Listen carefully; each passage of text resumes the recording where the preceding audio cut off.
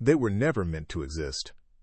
And yet, hidden inside the Great Pyramid, archaeologists once claimed to have found ancient copper wires, an impossibility for a civilization that lived thousands of years before electricity. Years later, those same wires were said to have vanished, stolen by the very people who discovered them. Some call it a myth, others a cover-up. But the question lingers in the silence of those chambers.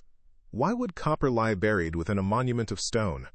Was it symbolic, ceremonial, or functional?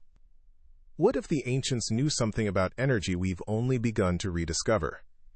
The story of the copper wires is not just about theft.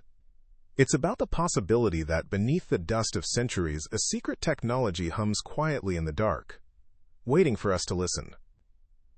For generations, we believed the Great Pyramid was a tomb, a monument of death, a stairway for a king's soul to ascend into the stars. But inside, there is no body, no golden mask, no hieroglyphic prayer to guide a spirit through the afterlife.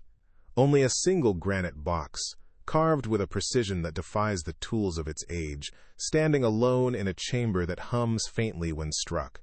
The walls are smooth, the geometry exact, as if tuned to something invisible. If this was meant for rest, why does it sound alive? Why build corridors that lead to nowhere, tunnels that breathe like veins, and chambers that resonate like an instrument? Maybe the Great Pyramid was never a tomb at all. Maybe it was built not to hold the dead, but to awaken the living mystery of energy itself. And this emptiness inside it is not silence, it's frequency. Imagine stepping into the heart of the Great Pyramid, your footsteps swallowed by still air that hasn't moved in 4,000 years. You expect treasure, a sarcophagus, something to prove the legends true. But there's nothing. The chamber is bare, its only occupant, an empty stone coffer, cracked and discolored by heat. Egyptologists say it was looted long ago. Yet there are no signs of intrusion, no markings of robbers or forced doors. It's as if the emptiness was always meant to be there. Some believe the missing body was never missing at all, because it was never placed there. Perhaps the pyramid's true offering wasn't gold, but power. Not a corpse, but a current. And as you stand in that silence, you realize, this void isn't absence. It's design, a question carved into stone, leading us deeper, toward the next secret buried in the dark. Outside, the Great Pyramid once glowed like a frozen sun. Its sides were covered in smooth white limestone, polished so finely it reflected the desert light for miles. And at its very peak sat a capstone, the Pyramidion, said to have been covered in gold. Imagine it at dawn, a blinding beacon catching the first rays of the sun, sending them cascading down gleaming faces of stone. To the ancients, it must have looked alive, a mountain of light rising from the sands. But was this brilliance only for beauty, or was it function? Some researchers believe the gleaming surface and golden peak might have had another role, reflecting not only sunlight, but perhaps something deeper, energy itself, a conductor between earth and sky. And when that golden point was stolen long ago, the light vanished, and the power may have gone with it. Even today, fragments of that outer limestone show traces of incredible polish, as if engineered, not simply carved. Was the Great Pyramid once more than a symbol of a king's glory? Was it built to shine, or to transmit? Whatever truth lies in those vanished stones, their purpose still calls to us. The light that once crowned Giza may have been more than illumination. It may have been the first signal, and the message it carried is still waiting to be heard. Beneath the shining shell of the Great Pyramid lies a secret most visitors never see. Deep under the Giza Plateau, tunnels stretch into the earth, narrow, silent corridors that vanish into darkness. Some end abruptly, others descend toward chambers never fully explored. And below them, hidden still deeper, runs something even stranger: water. Modern scans have revealed underground rivers flowing directly beneath the pyramid's foundations. No other royal tomb was built this way. Why here? Why above a natural current of moving water? Some geologists suggest coincidence. Others whisper of intent, that the builders placed the monument above a living power source, a pulse within the earth itself. To the ancient mind, water was life. To ours, it is also a conductor. Could the Great Pyramid have been positioned not just for heaven but for energy, harnessing the flow beneath to charge what stood above? Imagine it, a structure that resonated with the rhythm of the planet, turning the movement of earth and water into something unseen yet vital.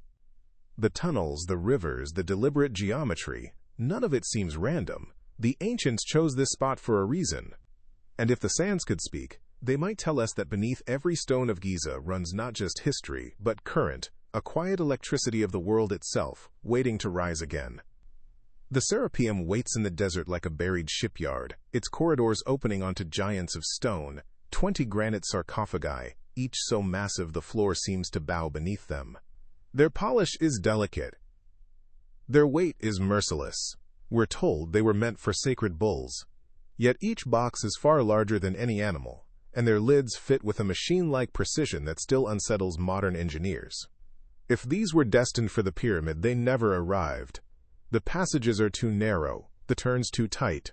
So why carve them at all? Some imagine storage for grain, others for relics. A few whisper about energy, stone as a battery, mass as a memory. We may never know, but when you stand in that long, echoing hall, you feel a different kind of truth. Whatever these boxes once held, they still hold us. They keep the question sealed, and the question is an invitation to go deeper. Inside the king's chamber, the room does something to your breath. A tap on the granite and the air wakes. A hum gathers in the corners and folds into a standing wave that seems to press lightly against your skin. Sound becomes structure. Structure becomes tone. If this were only a tomb, why should the room sing? Some say coincidence, others design. The dimensions recite a simple mathematics, and the stone, rich with quartz, answers like an instrument tuned to the earth. We don't have to claim it carried power to admit it carries presence. Close your eyes. The note outlives the strike. And when it fades, you're left with a suspicion that the ancients weren't just builders of walls, but builders of resonance, and that resonance points the way to the next hidden thing. It wasn't a torch or a pickaxe that found the new chamber. It was the sky. Muons, subatomic particles born in the upper atmosphere, pass through stone like a quiet rain, leaving maps of density as they go. In those maps, a shape emerged, a vast, clean emptiness perched above the grand gallery, a place no corridor reaches, a void inside the mountain. Engineers offer a sober answer, maybe a stress relief space, a structural trick to lift pressure from the galleries below. It's a good answer. It might even be true. But the void is still there, immaculate and inaccessible, and we don't know why it exists. That's the paradox the Great Pyramid keeps throwing at us. The closer our instruments look, the more the stone insists on secrecy. If a room has no door, was it meant for us, or for the building itself? The only way forward is the same as the muons, through the rock and into the next question. Not all stone is equal. The builders of Khufu's pyramid had quarries of soft limestone nearby, yet they sailed upriver, hundreds of kilometers, to cut Aswan granite. Hard, stubborn, sparkling with quartz and feldspar. It's the kind of stone that fights the chisel and dulls the blade, the kind of stone you only choose on purpose. Granite does strange things under pressure. It sings. It fractures like glass. The quartz within it can convert mechanical stress into a tiny electric charge. That doesn't prove the ancients wired their rooms like circuits.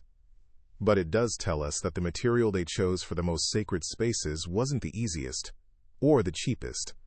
It was the one that behaves, the one that responds. When you run your hand along those red-brown blocks, you feel the logic baked into the grain. And if the stone itself was chosen to respond, perhaps the whole structure, its angles, its chambers, its silence, was chosen to respond as well. To what? That's the path that leads us onward. There are places on the Giza Plateau where compasses wobble and sensors twitch. Not dramatically, not like a movie, but enough to make instruments look twice. Reports speak of elevated electromagnetic readings near certain faces, of spikes that come and go like weather. Skeptics call it noise. Perhaps it is. Yet the pattern is intoxicating. Water moving below, granite breathing above. narrow shafts aligning with stars, and somewhere in the sum of it all, a flicker on the dial. If there was ever a machine here, time has dismantled it. Copper vanishes, capstones are stripped, casings are quarried away. But if a trace remains, if the desert still remembers, then the pyramid may not be entirely asleep. Maybe what we're measuring is not a device, but a residue, an afterimage in the fabric of the place. And if a residue lingers, so might a trail, one that leads, step by careful step, to the next sign the stone is trying to show us.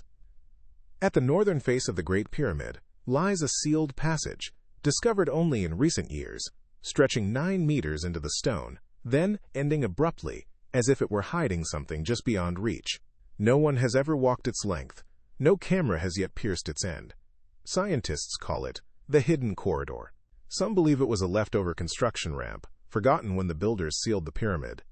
Others think it's a decoy, an architectural diversion to mislead grave robbers. But the scans show symmetry, precision, purpose. It wasn't an accident. The voids and tunnels within the pyramid form patterns too deliberate to be random, like veins in a living body. Each leads deeper. Each seems to point to something central. Perhaps this corridor is not the way in, but the way out, a channel for energy, sound, or spirit to escape. Whatever its purpose, it reminds us, the pyramid was not built to reveal its secrets easily. It was built to keep them breathing.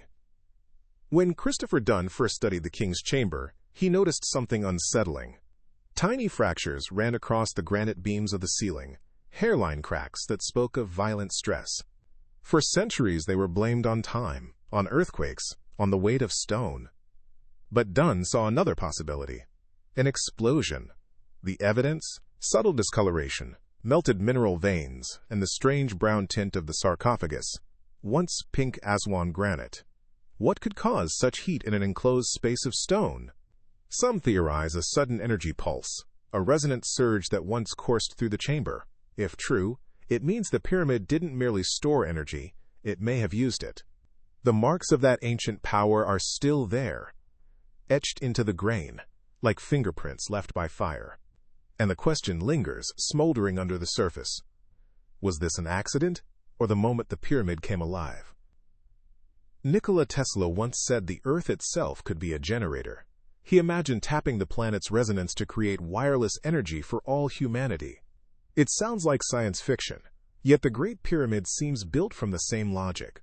Its shape, orientation, and materials all echo the geometry of Tesla's own designs. Both structures use stone and metal, air and vibration. Both depend on perfect alignment.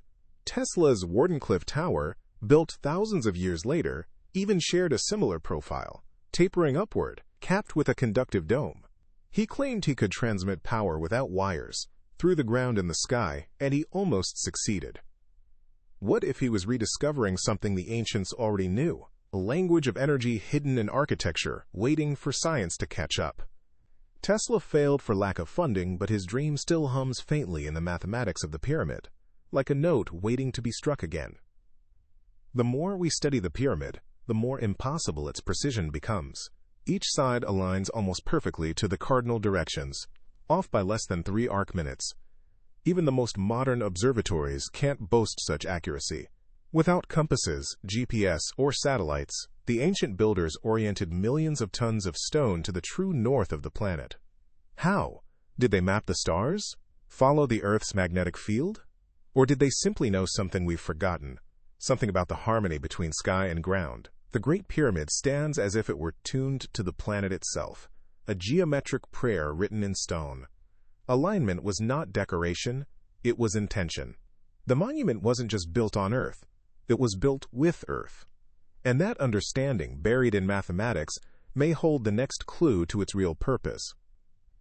Measure the pyramid's base, measure its height, multiply, and you get something eerie. The number 43, 200. Scale to the planet, it yields the polar radius of the Earth. Exactly. Coincidence? Perhaps. But coincidences of that magnitude have weight. Whoever designed the Great Pyramid seemed to know the dimensions of the world long before Eratosthenes, long before any recorded calculation of the Earth's curvature. Was it observation or something deeper? A knowledge encoded in proportion, a message in ratio. The same numbers appear in orbital patterns, in resonance frequencies, even in the pulse of the human brain. Maybe the builders didn't just measure the Earth, they built with it. A monument that mirrors the planet itself, stone for stone, angle for angle. If the pyramid is a map of the world, then every chamber might be a coordinate, every ratio a key. And somewhere within those numbers, the next secret still sleeps. Granite was not chosen by chance. It breathes light, it hums when touched. Within each block are crystals of quartz and feldspar, the same materials that make our modern circuits sing.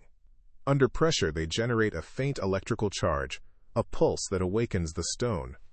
Deep inside the Great Pyramid, the walls of the king's chamber are made of this very granite blocks, fitted so tightly that even a blade cannot pass between them. Why use such a difficult, costly material? The ancients had softer stone all around them. They chose this one. They carried it 800 kilometers upriver.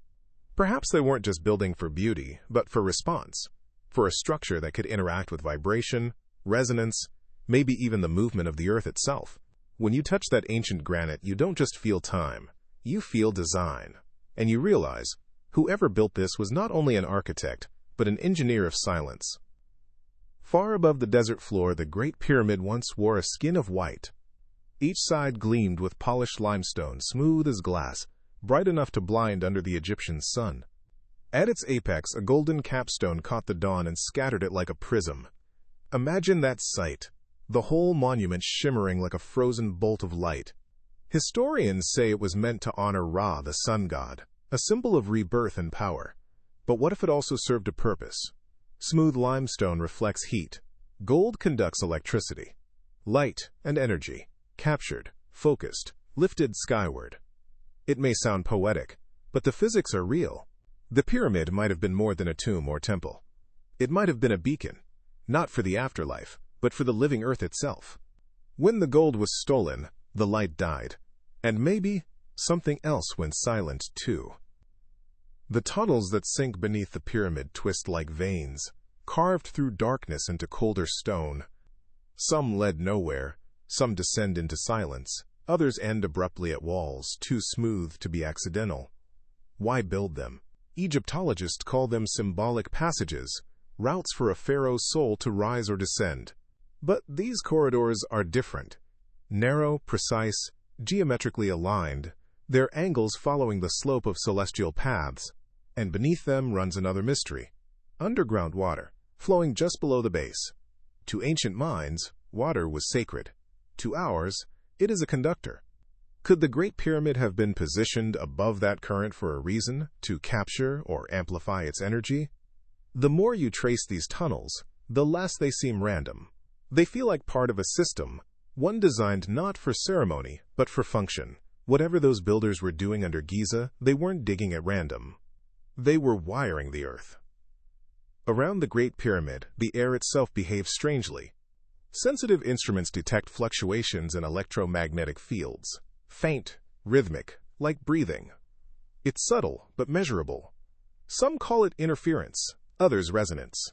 Could it be that the pyramid, with its granite heart and limestone skin, interacts with the planet's own field? When lightning storms sweep across the desert, charges build in the air, searching for a path. And there, towering above the plateau, stands a perfect conduit. A mountain of stone shaped like a coil, aligned with magnetic north, resting above flowing water. Some see coincidence, others see intention. If the pyramid once gathered energy from earth and sky, the faint pulses we still detect may be its echo, the last heartbeat of a silent machine. Or perhaps, the beginning of a conversation that never really stopped. Inside the darkness of the king's chamber, the air holds a peculiar sound, a note that lingers even after you stop breathing. Tap the wall, and it answers. Chant a tone, and it grows louder, richer, alive. The chamber resonates at a specific frequency, one that matches the natural vibration of the earth itself, roughly 8 Hz, the frequency of calm, of thought, of balance. Whether by accident or genius, the builders created a room that sings with the planet. What did they hear inside? Did they believe they were listening to the gods, or to the earth's own voice? The deeper you listen, the less the question matters. Because in that sound, the line between science and spirit begins to blur. And when the last echo fades, you realize the real mystery isn't in what the chamber does, it's in who it was built for. Long before the modern world learned to scan the Earth with satellites, the builders of the Great Pyramid seemed to know its exact heartbeat. Its sides align almost perfectly to the cardinal directions: north, south, east, west, with an error so tiny it rivals laser-guided engineering. How could a civilization with no compasses, no GPS, and no steel instruments carve such accuracy into stone? Some say they followed the stars, measuring the shadow of Orion and the pole star to fix their bearings. Others think they were listening to the pull of the planet itself, to some magnetic whisper we no longer sense. Perhaps they found their way by feeling, not measuring. The alignment was more than geometry. It was a conversation between heaven and earth, every block placed like a note in a cosmic symphony. And if they could align with the universe so perfectly, what else were they tuned to? If you take the base length of the Great Pyramid and compare it to its height, a strange number appears: 43,200. Scale that ratio to the Earth, and it reveals the planet's exact polar radius. Coincidence? Maybe. But some coincidences feel intentional. Whoever built this structure encoded knowledge far beyond what conventional history allows. How could they have known the Earth's curvature, its size, its pulse, thousands of years before modern measurement? Maybe they didn't calculate it. They felt it. The pyramid could be a map of the planet, built not on paper, but in stone. Each proportion, each angle, a reflection of natural law. The monument becomes a mirror. As above, so below. To look at it is to see not a tomb, but an equation. And that equation still waits for us to solve it. The story of Christopher Dunn's discovery sounds almost like a warning. Deep within the pyramid's upper chambers, he noticed hairline cracks across the granite beams of the ceiling. Microfractures that looked as though they'd been struck by an immense wave of force. Yet there were no signs of collapse, no debris, only discoloration, and the faint brown tint of heat. Could there have been an explosion within the pyramid itself? A discharge of stored energy that left fingerprints on the stone? If so, what triggered it? And why? Was it a malfunction, or the final moment of a system doing exactly what it was built to do? In those cracks, Dunn saw not damage but data. Records of a pulse powerful enough to shake granite like glass. Maybe it wasn't destruction. Maybe it was ignition. A brief spark that once brought the Great Pyramid to life. When Nikola Tesla dreamed of free, wireless energy, he built a tower that echoed the shape of the Great Pyramid. The Wardenclyffe Tower rose on the American coast, designed to transmit power through the ground and sky. Tesla said the Earth itself was a giant conductor, a living circuit. He spoke of resonance, of frequencies that could move energy invisibly across oceans. His peers called him mad.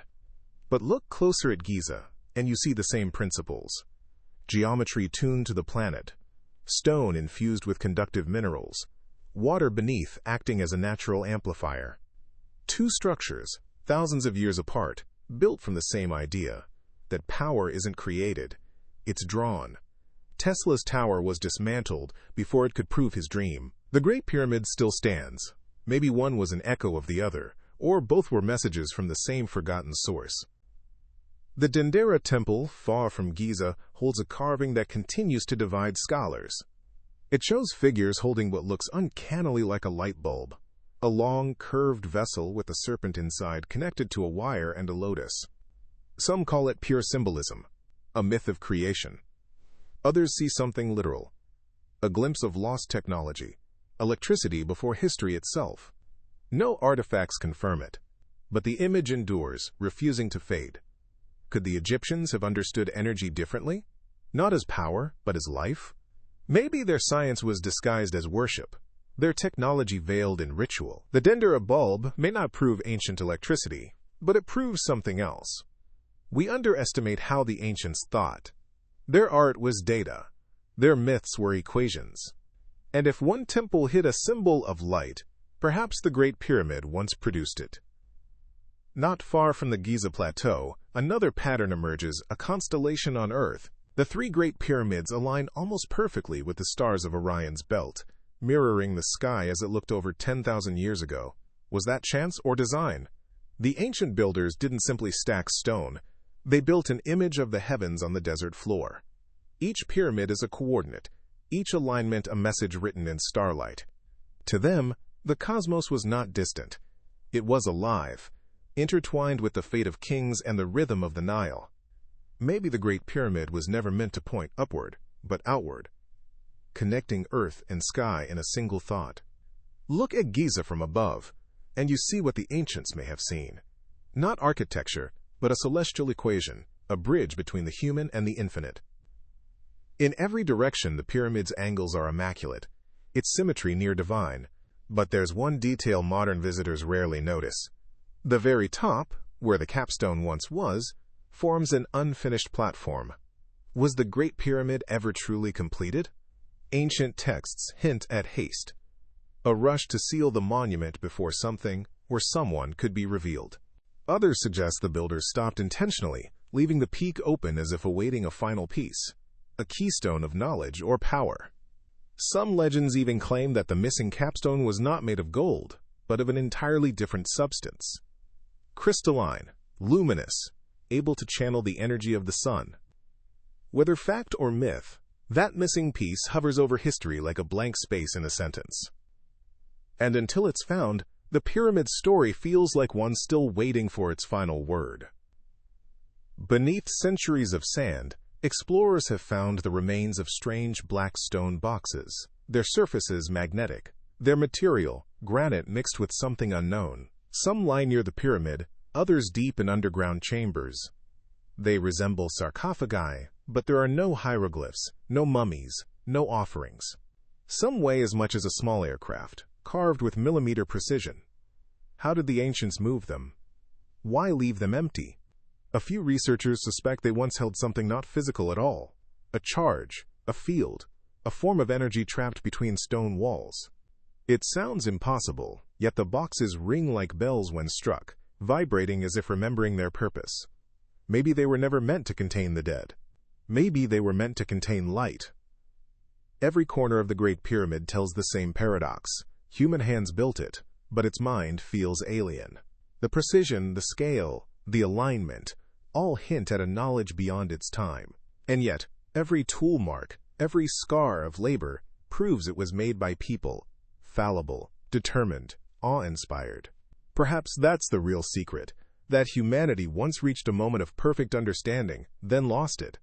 A golden thread of science and spirit woven together, now buried beneath millennia of sand.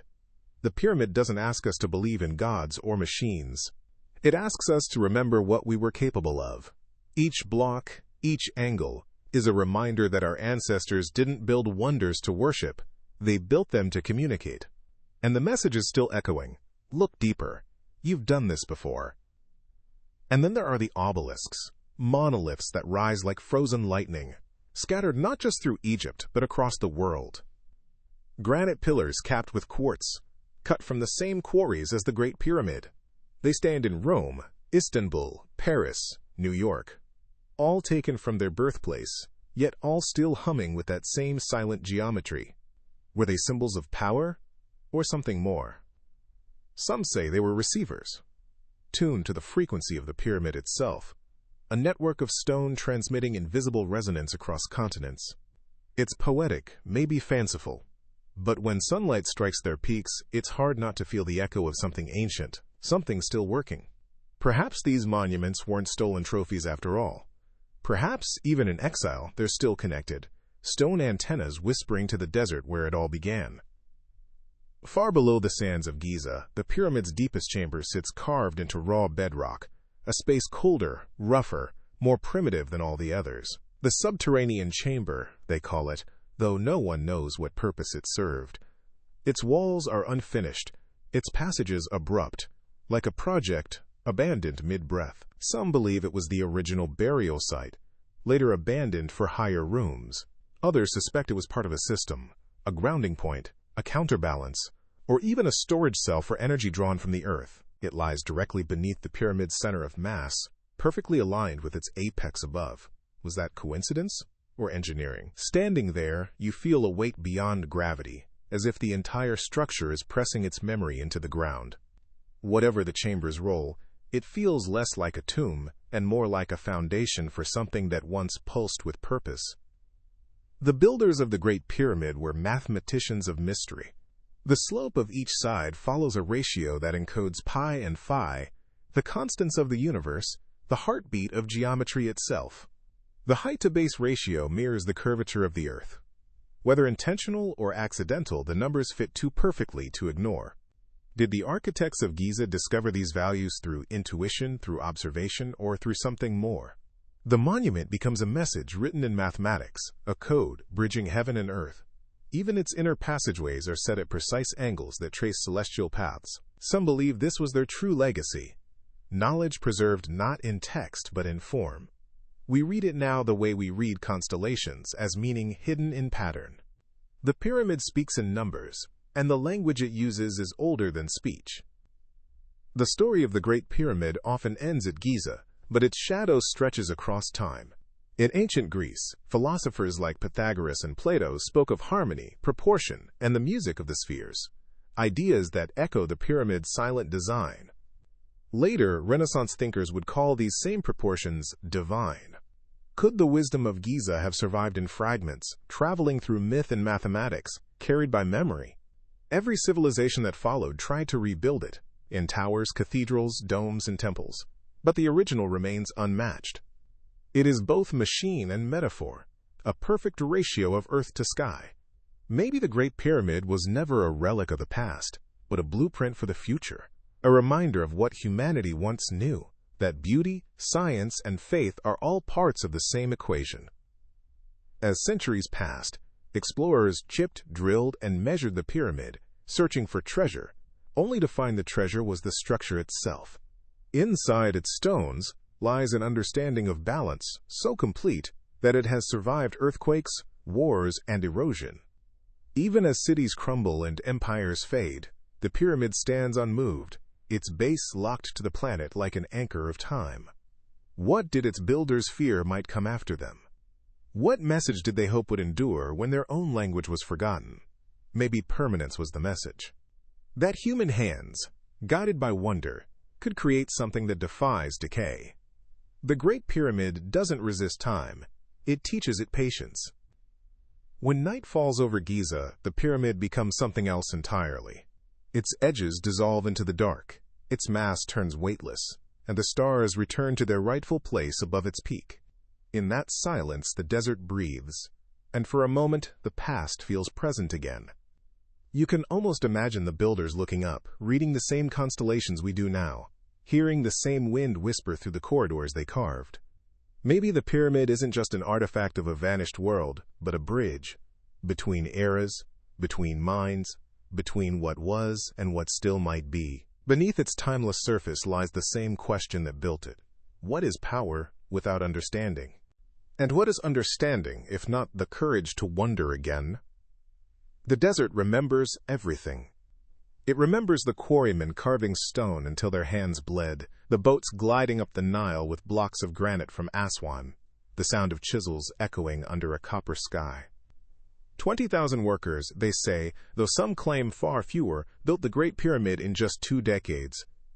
That number has always haunted historians. How could human labor alone lift and align more than 2 million stones, each weighing tons, with such precision? Some argue for ramps, others for pulleys, still others for secrets lost to time. Yet none of these explanations feel complete. Standing at its base, you don't sense struggle, you sense orchestration, a harmony of purpose. Maybe the mystery isn't how they built it, but why they built it so perfectly. The deeper we look for answers in stone, the more we find questions carved between them. Legends tell of a capstone that once crowned the pyramid, a gleaming pyramidion made not only of gold, but something brighter. Ancient texts speak of a stone that shone with the light of 1,000 suns, lost to looters or time. If it ever existed, it might have served as more than a symbol. Gold conducts, reflects, radiates. Could that capstone have been a node, a final conductor connecting heaven, earth, and whatever current pulsed between them? When it vanished, perhaps the circuit broke. The pyramid became silent, its hum extinguished. For thousands of years, the missing piece has haunted dreamers and scholars alike. Maybe it's still out there, buried beneath sand or sea. Or maybe it was never meant to be found, only to remind us that the greatest power of all is not what we hold, but what we still seek. Some explorers claim that the king's chamber holds a faint magnetic field that shifts as you move through it. Instruments waver, compasses falter, and audio recorders pick up low-frequency tones no ear can hear. Science calls it interference, but many visitors describe the same sensation, the feeling of being inside a living structure, one that breathes energy rather than air. The pyramid may not be generating power, but it's undeniably alive in another way. Its geometry interacts with the planet's own field, shaping currents, redirecting them, amplifying resonance. Every measurement we take seems to confirm it's not static, it's responsive. The ancients may have known what we're only beginning to rediscover. That shape itself can be technology. In a world obsessed with invention, perhaps the greatest innovation is still standing, silent and whole, in the desert night. The idea of power drawn from the earth isn't new. In the early 20th century, Nikola Tesla built his tower at Wardenclyffe to transmit wireless energy through the planet itself. He called it the art of tuning the world. But Tesla wasn't alone in that dream. Centuries before him, the Great Pyramid may have done something similar. Its base grounded in limestone, its body filled with conductive granite, its capstone catching the ionized sky. Both structures spoke the same language: resonance. Tesla's tower fell to finance and fear, dismantled before it could prove his vision. Yet the pyramid remains, a silent teacher to those who still listen. Perhaps both were built for the same reason, to remind us that energy, like knowledge, isn't owned. It's shared, passed from stone to star to mind, waiting for those curious enough to hear its frequency again. They say the Sphinx guards the secret of the pyramid, its gaze fixed east toward the rising sun, but the true mystery lies beneath its paws. In the 1990s, seismic scans revealed an empty space, anomalies suggesting chambers or cavities deep underground. Egyptologists dismiss them as natural fissures, yet legends speak of a hall of records, a library of stone said to preserve the wisdom of a lost age. Could the Great Pyramid and the Sphinx be part of one greater design, connected by unseen tunnels or acoustic pathways? If so, the sands may hide not just history but intention, a blueprint spanning miles, linking monument to monument. When dawn strikes the Sphinx's face and the pyramid catches the first light, it feels less like coincidence and more like choreography. Maybe we were never meant to find the secret below. Maybe we were meant to realize it's everywhere around us. Some believe the Great Pyramid hides more than chambers, perhaps entire rooms sealed by design, waiting for an age capable of opening them. Modern muon scans suggest there may still be spaces undiscovered, voids large enough to hold entire halls. What rests inside them? Tools, texts, something else entirely? Egyptologists call them anomalies. But anomalies are where every revolution begins. Maybe the builders weren't leaving messages for their own people at all. Maybe they were building for us. For a future civilization that would one day have the eyes to see through stone. Each scan brings us closer, yet still the pyramid refuses to yield. It is both map and maze. Every answer reveals another door that doesn't open. Perhaps that's the lesson, that some truths must be earned one century at a time. Stranger still are the stories of sound. Travelers describe faint tones inside the galleries, low harmonic vibrations that seem to move through the air like breath. Some researchers say the entire structure is an instrument, its dimensions matching the harmonic ratios of a resonant chamber. When a voice or chant meets those frequencies, the sound swells, bouncing from block to block, as if the pyramid itself is singing. Could this have been ritual? A kind of acoustic technology that used resonance to alter consciousness, or perhaps to power something physical. To the ancients, sound was sacred. The universe itself was born from vibration. Maybe that's the real key. The pyramid doesn't just contain secrets. It is one, a symphony of stone still echoing through time. And what if the true engine of the pyramid wasn't electricity at all, but the human mind? Ancient temples often amplified experience, sight, sound, emotion, designed to bring the visitor to awe, to altered awareness. The Great Pyramid could have been the same. A vessel not for energy, but for transformation. A machine of consciousness. Its narrow passages forced you to bow. Its chambers surrounded you with weight and silence. Its acoustics made the air itself vibrate. Step inside, and your heartbeat syncs with the rhythm of the earth. It's not hard to see why so many felt divinity in its geometry. Maybe that was the entire point. Not to harness the planet, but to awaken the person. Power as presence, knowledge as experience. Look to the desert horizon and you'll see smaller pyramids, echoes of the Great One, built later by those who tried to imitate its form but never its essence. None achieved the same perfection of alignment or balance. Some collapsed, others remain incomplete, their angles off, their centers skewed. It's as if the secret of construction was known once, then lost, surviving only as shadow. Did that knowledge die with a generation, or was it deliberately hidden? Each imperfect pyramid feels like a memory, something humanity tried to remember but could only approximate. We call it progress, but perhaps we've been moving in circles, chasing a formula our ancestors once held in their hands. And yet, through it all, one question remains: why? Why would an ancient civilization devote decades, lifetimes, to something so vast, so exact, so impossible? Power? Pride? Faith? Or perhaps it was a message, not to gods above, but to minds below. The Great Pyramid stands at the crossroads of myth and mathematics, where every theory collides and every mystery renews itself. It defies ownership. It belongs to whoever dares to ask. Maybe that's its purpose, not to give answers, but to keep us wondering, to ensure that curiosity itself never goes extinct. Because the moment we stop asking, the Great Pyramid finally falls silent. In the heart of the pyramid, the granite coffer sits like an unanswered question. Its edges sharp, its interior smooth, carved from a single block of stone. When struck, it resonates at a deep frequency that seems to hum inside your bones. It's too large to have been brought through the corridor. It must have been placed there as the chamber was built around it. So what was it for? A sarcophagus? A container for offerings? Or something else entirely? A device designed not to hold death but to amplify sound or vibration? Modern experiments show that when certain tones are played, the coffer vibrates powerfully, as if the stone remembers. It reacts like an instrument waiting for a performer who never returned. Maybe this was its real purpose, not a resting place for a body, but a tuning fork for the earth itself. Overhead, the shafts that pierce the pyramid's walls aim precisely toward the stars, one to Orion, another to Sirius. Officially, they were air vents, but they're far too narrow for ventilation, and they end exactly where the stars would have been 4,000 years ago. The alignment is perfect. Was this mere ritual, or something more? Perhaps these channels weren't meant for air, but for direction. Pathways of light, guiding a signal from earth to sky. Maybe they were observatories, or resonant waveguides, or something even older, reminders that humanity has always looked upward to find itself.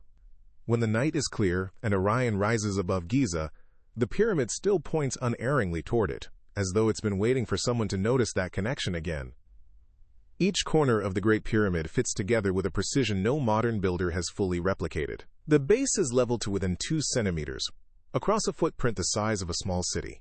Every block is set with an accuracy that defies the tools of its supposed era.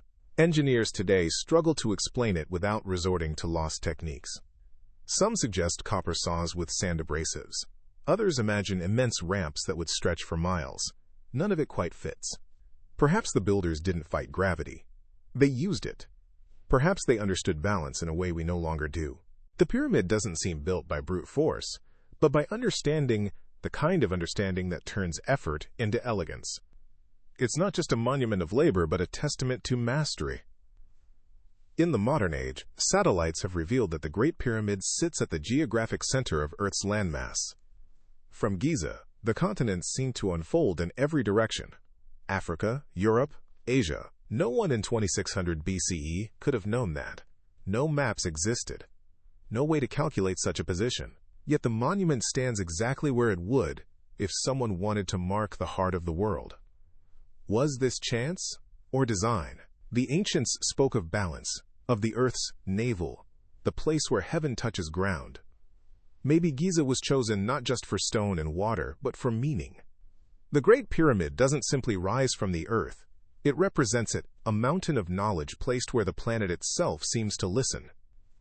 And perhaps that's the final mystery. After all the scans, all the theories, all the centuries of speculation, the pyramid still refuses to give up its truth. It stands patient, immutable, unbothered by our need for answers.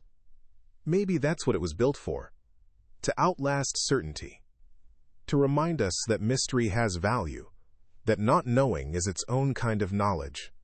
The Great Pyramid doesn't beg to be solved. It invites us to feel the scale, the silence, the sense of something vast watching from within. Every civilization that gazes upon it learns the same lesson. Wonder is renewable, and as long as it stands, humanity will keep asking, listening, building. Because deep down we know some questions are too beautiful to end.